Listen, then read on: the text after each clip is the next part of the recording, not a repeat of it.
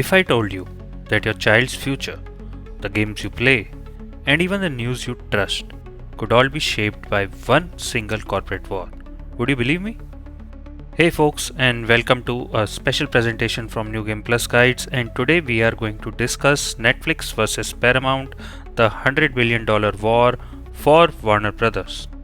Right now, there is a bidding war for Warner Brothers Discovery, the company which is behind Cartoon Network, DC, Harry Potter, Game of Thrones, Mortal Kombat, CNN, and a ridiculous amount of our childhood and present memories. On one side, you have Netflix and Warner Brothers deal, where Netflix is buying the studio and streaming business in an $82.4 billion acquisition. On the other hand, Paramount has just jumped in with a hostile $108.4 billion bid for all of Warner Brothers and Discovery. Paramount's deal is backed by Jared Kushner's affinity partners and sovereign wealth funds from Saudi Arabia, Qatar, and the UAE, with clear political ties to Donald Trump. If Netflix wins, it becomes the biggest library of HBO, DC, Harry Potter, Cartoon Network animation, and WB games. If Paramount wins, it doesn't just get that, it also ends up controlling CNN, Discovery, HGTV, Cartoon Network's TV channel, and all that on top of Paramount's own Nickelodeon and CBS News. This deal might not seem like a big deal or something you should care about right now,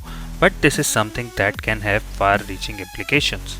Not just on our present, but our future generations as well, because this deal decides who owns the stories, characters, and channels that raise our kids, entertain us, and inform us. And once that power is concentrated, it is very hard to take back. In this video, we will break down the Netflix Warner Brothers deal, Paramount's hostile takeover attempt, and what it means for you as a viewer, a parent, and a gamer. Let's start with the facts and dates.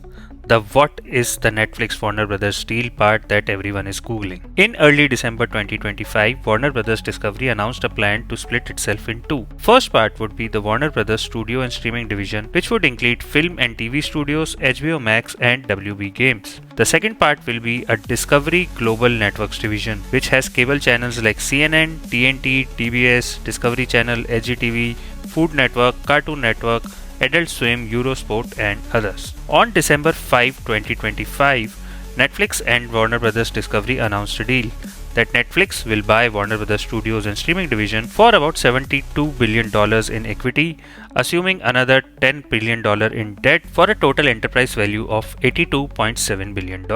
This is the famous Netflix Warner Brothers deal you are seeing in the headlines right now. But on the 8th of December 2025, just 3 days later, Paramount went nuclear. To anyone who has been following this deal, it is pretty clear that Paramount is very interested in acquiring Warner Brothers, and they had even made multiple attempts and bids for the same, but Warner Brothers Discovery had rejected their bid 3 times already. So once Warner Brothers and Netflix announced their deal, Paramount decided to break all the shackles.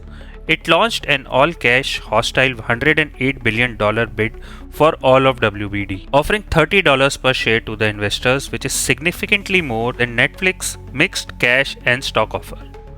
The bid is backed by Ellison family, Jared Kushner's affinity partners, and funds from Saudi Arabia, Qatar, and the UAE. Also, Paramount's offer includes everything. If this deal goes through, Paramount will own the Warner Brothers Studio, HBO, WB Games, and the CNN, Discovery, HGTV Cartoon Network site that Netflix is actually not buying. As of right now, the Warner Brothers Discovery board supports the Netflix deal, but it is reviewing Paramount's hostile bid. Shareholders are asking, who will own Warner Brothers, Netflix or Paramount, and what's better for us and maybe for the viewers. This is a battle we are focusing on now, and we are going to discuss how it can essentially affect everything we consume content wise and content our children grow up watching and believing in.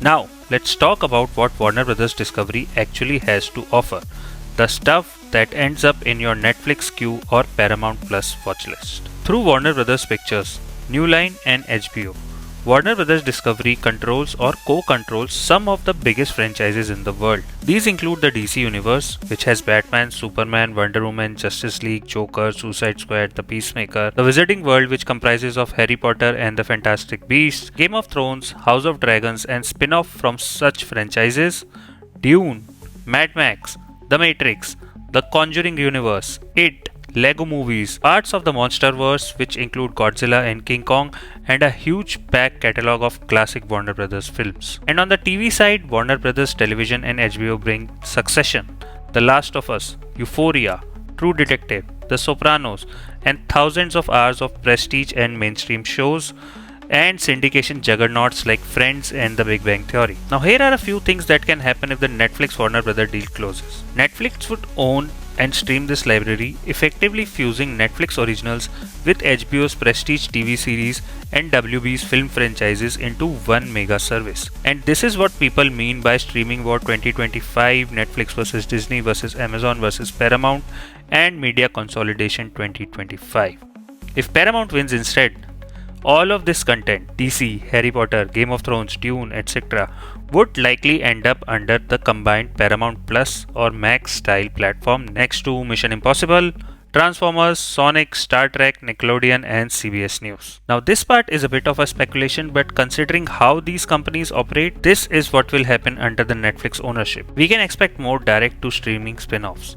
DC series, Hogwarts shows, Game of Thrones prequels branded as Netflix originals. The phrase Netflix buying HBO and DC becomes a reality, one company controlling both Stranger Things and The Last of Us in one app. And also the licensing out of classic WB shows to rivals like Prime Videos or Hulu will likely shrink over time. Netflix can dabble in the theatrical releases as well, but most importantly, it can plan strategic releases of upcoming WB properties. For example, let's assume the next WB film has a good market in the USA, but it probably won't do much in the UAE or Asian countries. So Netflix can save money by not releasing the film in Asia and having it go straight to streaming, or maybe go for a limited release to make the most money out of these projects. Because if Netflix goes for the release plan, it can actually double dip with the streaming and the theatrical release. However, under the Paramount ownership, this will probably be more pro-theatrical.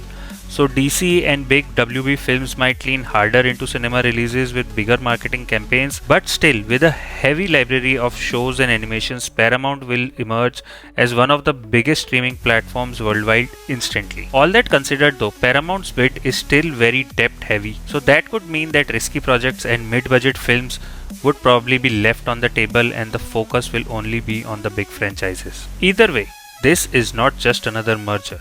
This is the possible end of the old Warner Brothers versus everyone else era, and the start of Netflix versus Paramount over who owns your heroes. Now, let's talk about the part that genuinely scares me as a gamer: WB Games.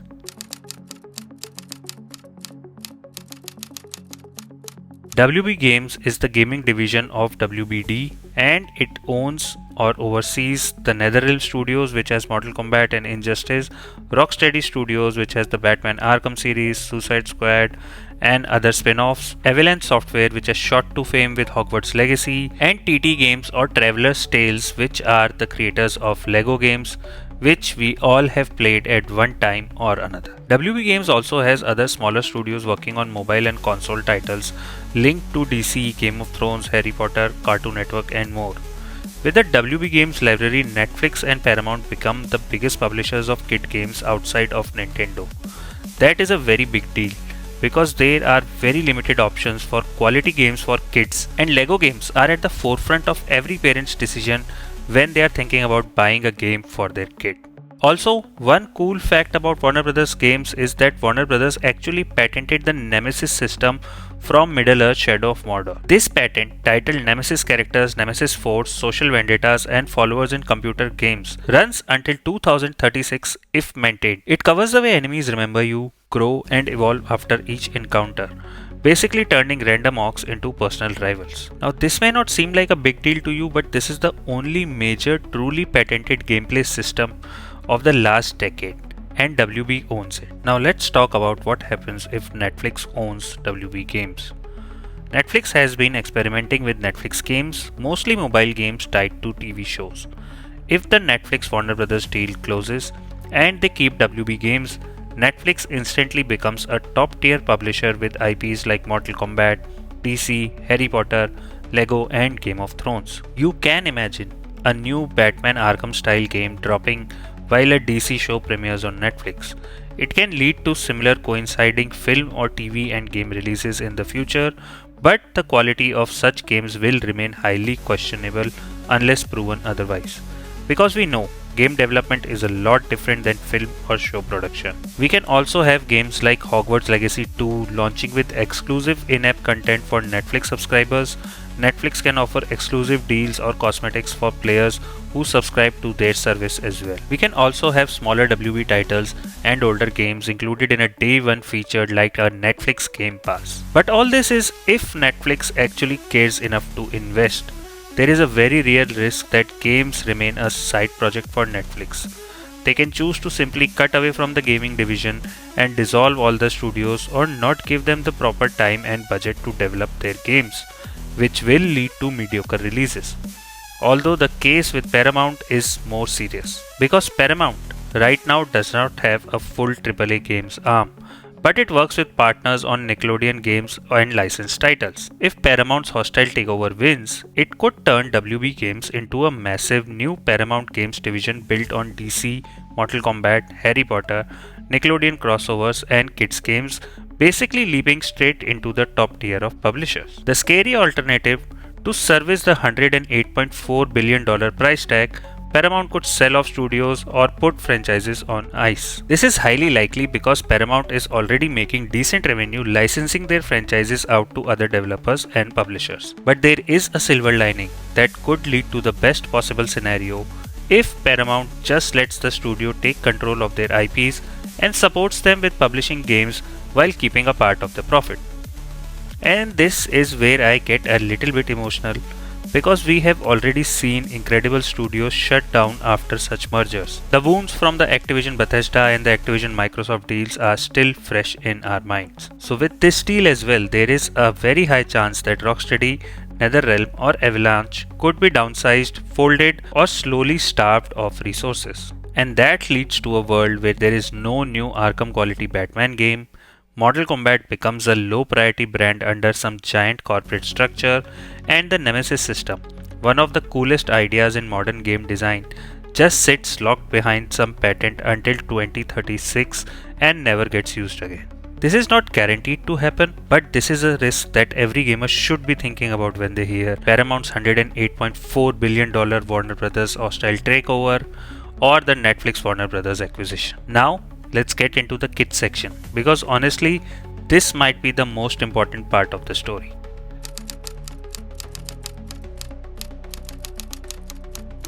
Through Warner Bros. Animation and Cartoon Network Studios, WBD controls Looney Tunes, Tom and Jerry, Scooby-Doo, the classic Hanna-Barbera franchises like Flintstones, Jetsons, Tom and Jerry, and modern Cartoon Network staples like Ben 10, Powerpuff Girls, Dexter's Laboratory, Johnny Bravo, Gumball, and many more. The Cartoon Network channel itself lives in the network division, which is the one that Paramount is trying to buy along with the rest of WBD. So, if Netflix wins, it likely becomes the biggest non-Disney kids and family content hub in streaming, mixing Cartoon Network shows, Jurassic World, Miraculous, and other shows into its Netflix kid profile. If Paramount wins, it could combine Nickelodeon plus Cartoon Network plus WB Kids, potentially overtaking Disney as the largest kids and animated content empire on the planet. Now these are my facts and speculations on the Netflix side. Netflix has already faced public criticism over some of its family and kids catalog. Parents and commentators have complained about mature themes turning up under the kids profile and about shows that mix suggestive content with bright child-friendly animation. Conservative commentators and even a US congressman have attacked what they see as sexualized kids show and underage characters exploring gender or sexuality on Netflix. Shows like Jurassic World Camp Cretaceous and Jurassic World Chaos Theory are broadly rated 9 to 10 by sites like Common Sense Media, but you can find parent discussions asking if some scenes are too intense or too mature for younger audiences. To be clear, these are opinions and debates, not hard scientific verdicts, but they show that Netflix Kids is already controversial for some families. If Netflix ends up owning the Warner Bros. Animation library as well, then it becomes one of the biggest shapers of children's media worldwide. And we already know how this works, because the shows your kid watches between the age of 4 to 12 stay with them forever. A lot of us still feel attached to the Cartoon Network, Nickelodeon and Disney characters we grew up with. A lot of our personality is based on what we grew up watching. Whoever controls these characters controls a surprisingly large piece of how the next generation thinks about friendship, identity, heroes, and even what normal life looks like. Now let's flip it to the Paramount side. Paramount already owns Nickelodeon and its IPs SpongeBob, Avatar, The Last Airbender, Rugrats, Fairly Odd Parents, and many more. If Paramount's hostile takeover succeeds and it gets Cartoon Network plus WB Kids plus Nickelodeon, it probably does surpass Disney in sheer volume of kids and animated content. On top of that, the Paramount bid is financially backed by Saudi Arabia's Public Investment Fund and other Middle Eastern sovereign funds plus Jared Kushner's affinity partners, which has close ties to Donald Trump. Now, I'm not saying that if Paramount wins, Disney is dead and your child will be brainwashed by Trump and Saudi Arabia, but we have to be honest about the structural power this creates. One company, Paramount, can control Nickelodeon plus Cartoon Network channels, most of the WB and Kids family IP, and be funded in part by governments and investors with their own geopolitical interest. Kids are incredibly impressionable. If a small group of executives, backed by politically connected investor, becomes the gatekeeper for which stories our kids binge from the age of 4 to 14, that has real long-term consequences for our culture, values, and even politics. It does not matter if the influence is intentional or just a side effect. We don't need conspiracies to see the risk. We just have to follow the ownership.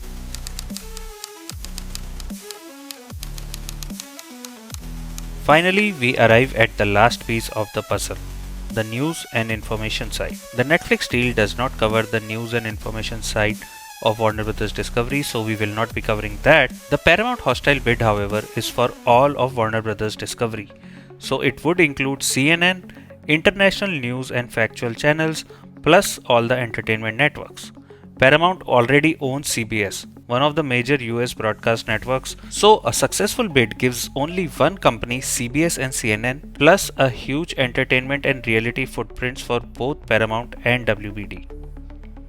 Multiple reports note that the Paramount WBD hostile bid is backed by Jared Kushner's affinity partners and Saudi, Qatari, and Emirati funds, and that Donald Trump has publicly cheered on the Allisons and expressed views on the rival Netflix bid. All of this is documented, there is no speculation here. The speculation part comes now, because in practice, CBS and CNN would still be run by journalists and editors. They can't just make up facts without being called out. But subtle influence doesn't work by inventing facts. It works by which story you lead with, which guest you book, how do you frame a headline. Is this a hostile takeover? Or is this a savior of Hollywood? Which countries and conflicts get more sympathetic coverage? If one Paramount WBD Skydance super company ends up answering not just to shareholders but also to politically connected investors, you don't need a conspiracy to see how the tone of CNN or CBS will shift over the next 5 to 10 years. Again, we are in speculation territory here, but it is grounded in a fact. Whoever owns CNN plus CBS plus a giant streaming platform has an enormous ability to influence the opinion and narrative around news and topics, even while technically sticking to the facts.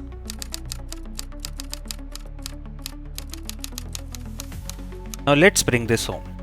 If you just search Netflix Warner Bros. Deal explained or who will own Warner Bros., what you're really asking is, where will my favorite movies and shows live for the next 10 to 20 years? Under Netflix, expect a world where your DC movies, Harry Potter, Game of Thrones, and HBO dramas live inside one giant Netflix app, maybe with a higher price but great content density. Under Paramount, you probably get a rebranded Paramount Plus or a Max hybrid with a slightly more traditional Hollywood mindset but more debt pressure. As a parent, you need to know who is behind the kids profile your child clicks on. If Netflix wins, it might become the default hub for Cartoon Network, Jurassic World, Looney Tunes, Ben 10 Adventures, and more. If Paramount wins, the Nickelodeon plus Cartoon Network plus WB Kids IPs would roll into one system backed partly by foreign sovereign wealth funds and politically connected investors. I'm not saying delete Netflix Kids or boycott Paramount Plus. I'm saying Pay attention. These are not just cartoons. They are the stories that build your child's inner world. As a gamer, I have to be blunt. If this goes wrong, we could lose a lot. We could lose the momentum behind Mortal Kombat and Injustice games. We can say goodbye to the Arkham universe of Batman games. The potential of the Nemesis system and other such innovations will remain widely unexplored. Best case, Netflix or Paramount double down and give WB Games the resources it deserves. Worst case, they see these games as a line item and start cutting. If you care about WB Games, DC Games, Hogwarts Legacy, Middle Earth and Lego titles, this isn't just a Hollywood business story. It's about the future of the games that you love. And this brings us to the end. At the surface, this is a story about Netflix versus Paramount. $100 billion streaming war, headlines full of hostile takeover, and the biggest Hollywood deal ever. But underneath all that, it is really about who raises our kids through their screens, who owns your favorite heroes and worlds, who frames the news we use to understand reality. Whether you're here for the Netflix Warner Brother deal breakdown, or the Paramount hostile bid drama, or you just heard Trump and Saudi Arabia are backing a bid that could control CNN and Cartoon Network, and went, what? I think we all have the same feeling. These deals are too big and their consequences are too important to ignore. So before this bidding war quietly ends in some boardroom, we need to be asking harder questions. As viewers, as parents, gamers, and even as investors. Because once one side wins, it won't be just a line on a financial chart. It will be the stories your kids grow up with, the games you can play, and the news you hear for decades. Let me know what you think in the comments. And that is it for this special presentation from New Game Plus Guides, ladies and gentlemen. If you like this video, please give it a like. Don't forget to subscribe to the channel and stay tuned for more such content in the future. And as always, wherever you are, whatever you're doing, stay safe, stay healthy, and stay busy playing some good games.